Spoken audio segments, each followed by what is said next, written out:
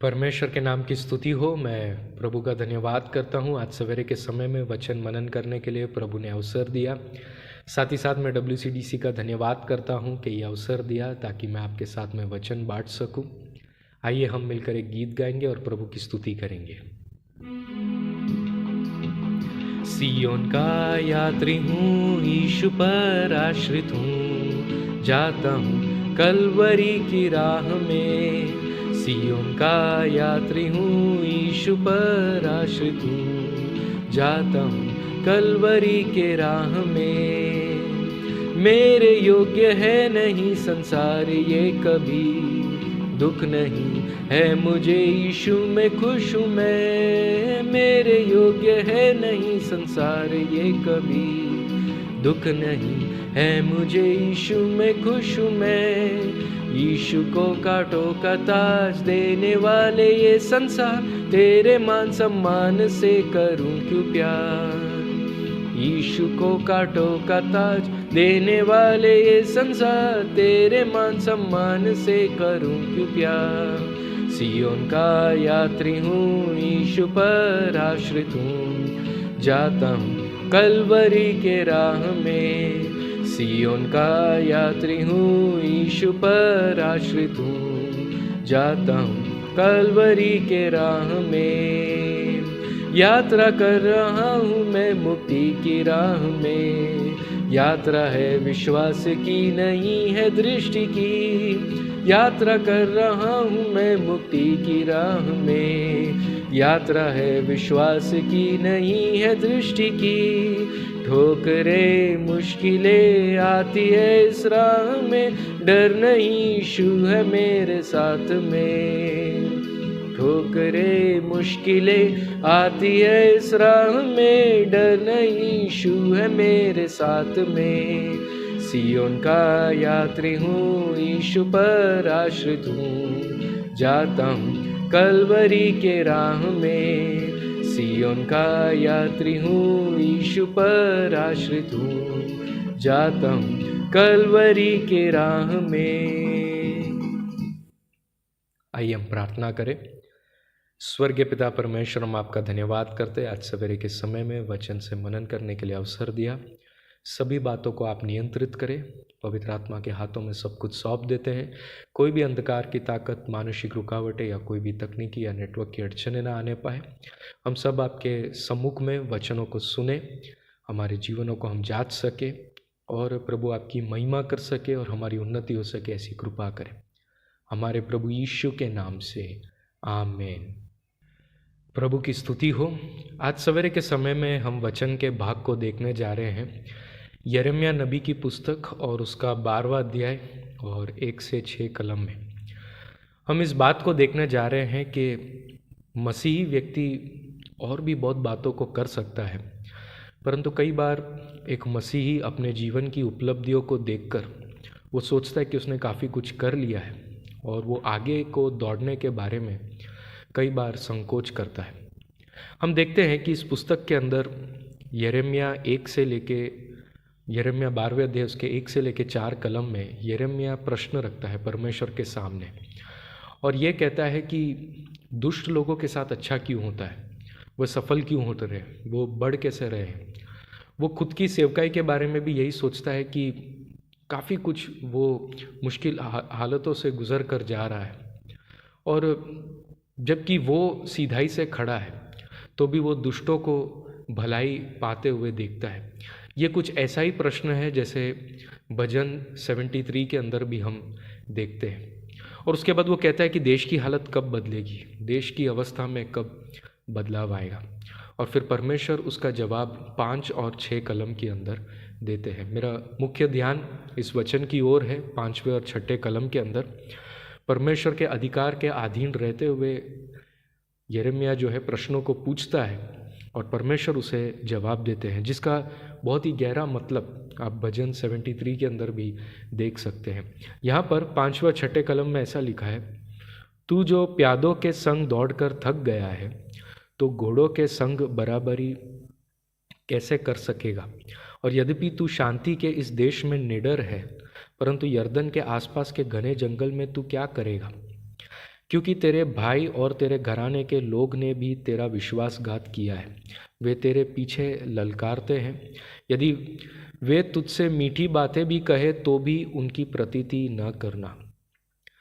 परमेश्वर यहाँ पर तुलना कर कर बताते हैं, यिर्मयाह को ये समझाते हैं कि प्यादों के संग दौड़कर अगर तू थक गया है तो घोड़ों के संग बराबरी कैसे करेगा। और जो इस देश के अंदर तू यदि सहम गया है या बस इतने तक ही दौड़ पा रहा है, तो फिर यर्दन के पार जहाँ पर और भी मुश्किलियाँ हैं वहाँ पर तू क्या करेगा। इसका मतलब यिर्मयाह के लिए आगे और भी बड़ी चुनौतियाँ हैं, और इन चुनौतियों से वो जैसे दब चुका है या थक चुका है ना। परमेश्वर उसे ये कहना चाहता है कि उसके गांव अनातोत के अंदर जब वो इतनी चुनौतियों के सामना करने में तकलीफ़ का सामना कर रहा है, तो यरूशलेम के अंदर जो चुनौतियाँ आने जा रही है, जो मुख्य नगर है, जो राजधानी है, वहाँ जाकर जब परमेश्वर के वचन को प्रकट करेगा, वहाँ जब सेवकाई करेगा, तब यिर्मयाह क्या करने जा रहा है। क्योंकि यरूशलेम के अंदर भविष्य में उसको काट में जकड़ दिया जाएगा और गड्ढे में, जहाँ केवल पानी नहीं परंतु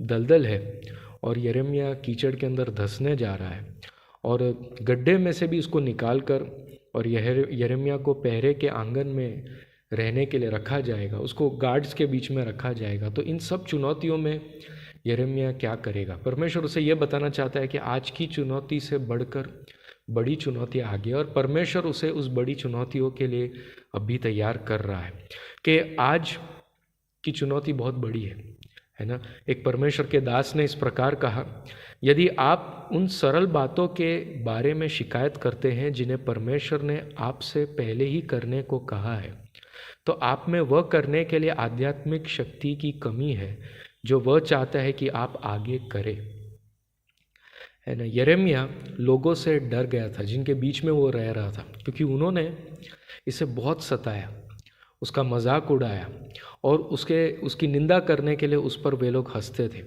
परंतु परमेश्वर ने यिर्मयाह से कहा कि तू मजबूत खड़ा रहे, उनकी चिंता मत कर, उनसे डर नहीं, क्योंकि तू अभी इनसे डरेगा तो तू जो अगली चुनौती की ओर बढ़ने जा रहा है, अगले जगह जाने वाला है, वहाँ पर तू किस प्रकार खड़ा रहेगा, है ना। ये एक प्रकार की एक डांट है और एक प्रकार की बात परमेश्वर हर मसीह से कहना चाहता है कि मनुष्य से नहीं डरना, है ना। चुनौतियाँ हमारे सामने बड़ी आ सकती है, लेकिन हम जाने हमें आगे बढ़ते रहना है।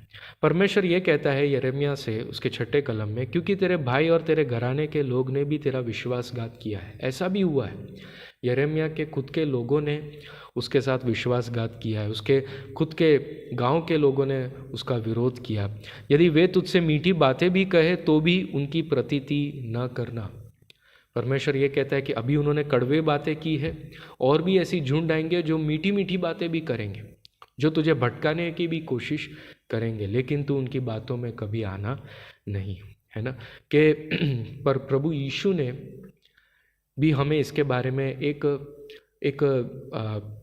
दृष्टांत के द्वारा बताया है कि एक दास का कर्तव्य कैसा है, हमारा एटीट्यूड, हमारा व्यवहार कैसा रहना चाहिए। देखिए लूका रचित सुसमाचार उसका 17 अध्याय 7 से लेकर 10 कलम में, तुम में से ऐसा कौन है जिसका दास हल जोता या भेड़े चराते हो, और जब वे खेत से आए तो उससे कहे तुरंत आकर भोजन करने बैठ, और यह न कहे मेरा खाना तैयार कर और जब तक मैं खाऊं पीऊं तब तक कमर बांधकर मेरी सेवा कर, इसके बाद तू भी खा पी लेना। क्या वह उस दास का एहसान मानेगा कि उसने वे ही काम किए जिसकी आज्ञा दी गई थी। इसी रीति से तुम भी जब उन सब कामों को कर चुको जिसकी आज्ञा तुम्हें दी गई थी, तो कहो हम निकम्मे दास हैं, जो हमें करना चाहिए था हमने केवल वही किया। मेरे भाई और बहनों, प्रभु यीशु भी हमें कहता है कि जान ले हम जो काम कर रहे हैं हम उतना ही कर रहे हैं जितना प्रभु ने हमें कहा है, और हम निकम्मे हैं, हम इससे ज़्यादा भी कर सकते हैं। यिर्मयाह के सामने भी बड़ी चुनौती थी। लूका रचित सुसमाचार उसके 12वें अध्याय 48 कलम में ऐसा लिखा है, इसीलिए जिसे बहुत दिया गया है उससे बहुत मांगा जाएगा, और जिसे बहुत सौंपा गया है उससे बहुत लिया जाएगा। इसलिए हम थक नहीं जाए। परमेश्वर हमें वही देता है जिसे हम संभाल सकते हैं। अभी भी आप परिस्थितियों को संभाल सकते हैं, लोगों के सामने आप खड़े रह सकते हैं। और आज सवेरे के समय में जाने के आपके अंदर वो काबिलियत है कि आप आगे बढ़ सके, संभाल सके। इसलिए जागे, परमेश्वर के वचन को पढ़े। जहाँ कहीं आप बिखर गए हैं, उठे, और जो कुछ छूट गया है, जो स्थान आपने छोड़ दिया था, वहाँ से आप शुरू करें और देखें प्रभु आपको कैसे चलाता है। कभी भी तुलना नहीं करें दूसरों के साथ में या दुष्ट लोगों के साथ में, परंतु आप अपनी रेस दौड़े। परमेश्वर को धन्यवाद करें हर कोई बात जो परमेश्वर ने आपके जीवन में किया है। आइए हम मिलकर प्रार्थना करें। स्वर्गीय पिता परमेश्वर, हम प्रार्थना करते हैं हमारे श्रोताओं के लिए। आप आज सवेरे के समय में उन्हें स्पर्श करें, चुनौतियों का सामना करने की हिम्मत दे, और आपकी महिमा इनके द्वारा होने पाए। जहाँ से रुकावट हुई वहाँ से अब वे हिम्मत कर कर आगे बढ़ने पाए। हम प्रार्थना करते हैं आज जिनका जन्मदिन है उन्हें आप आशीषित करें, जिनके विवाह के सालगिरह है इन जोड़ियों को आप अनुग्रहित करें। हमारे देश के लिए हम प्रार्थना करते हैं प्रभु, देश के अंदर आपका सुसमाचार प्रकट होने पाए। आपने प्रार्थना सुनी इसलिए धन्यवाद। सभी को आशीषित करें हमारे प्रभु यीशु के नाम से, आमीन। प्रभु आप सबको आशीषित करें। जय मसीह की।